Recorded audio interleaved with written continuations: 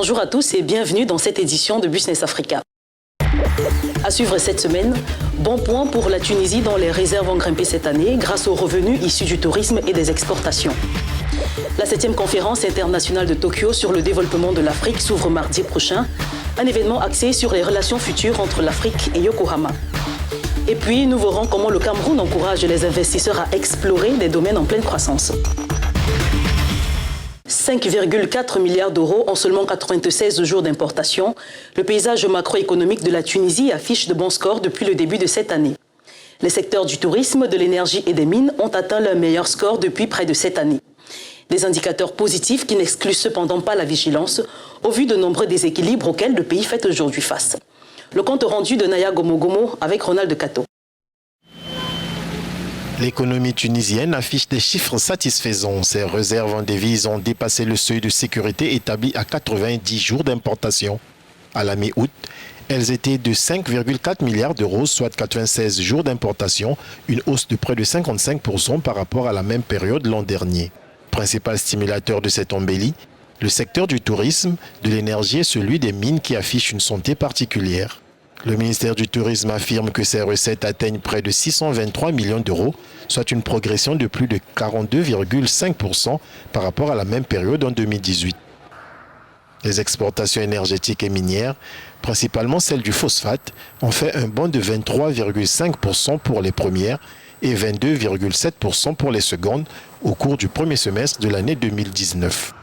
Le pays a dû contracter 700 millions d'euros de dettes sur le marché international, mais aussi 222 millions d'euros au Fonds monétaire international, ce qui a considérablement contribué à l'afflux des monnaies étrangères selon certains analystes économiques. La Tunisie reste tout de même en alerte à cause de son déficit qui tourne autour de plus de 12,2% et qui pourrait à terme, selon les experts, avoir un impact négatif sur les réserves de devises. Éducation, développement, secteurs publics et privés, autant de sujets qui seront discutés à Yokohama lors du 7e sommet international de Tokyo sur le développement de l'Afrique. Tika de 7 reviendra sur la déclaration de Nairobi adoptée en 2016 qui soulignait l'idée de la promotion de systèmes de santé résilients pour la qualité de vie comme l'un des domaines prioritaires du continent. L'Afrique étant considérée comme le continent qui souffre le plus de maladies infectieuses et autres maladies, véritable frein à son développement.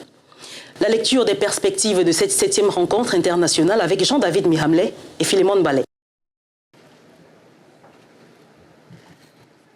La ville japonaise de Yokohama sera le cœur de la coopération entre le Japon et l'Afrique du 28 au 30 août prochain à l'occasion de la 7e conférence internationale de Tokyo sur le développement de l'Afrique, TICAD 7 en sigle. La transformation économique de l'Afrique sera au centre de cette importante rencontre co-organisée par le Japon, le Programme des Nations Unies pour le développement, la Banque mondiale et la Commission de l'Union africaine. Il sera question de voir comment accélérer l'équipement de l'Afrique en infrastructures notamment. Outre les plus hautes personnalités japonaises du système des Nations Unies et de la Banque mondiale, des dizaines de chefs d'État africains seront présents à un sommet qui représente la vitrine de marque de l'influence grandissante du Japon en Afrique, à côté des autres pays asiatiques comme la Chine et l'Inde. À travers l'Agence japonaise de coopération internationale, Tokyo s'affirme de plus en plus comme un partenaire majeur de l'Afrique, avec la construction des infrastructures dans l'éducation, la pêche, la transmission des connaissances pour une agriculture intensive, l'objectif final étant l'autonomisation des communautés. Nous marquons une courte pause et tout de suite après, nous verrons comment certains organismes camerounais attirent l'attention des investisseurs. À tout de suite.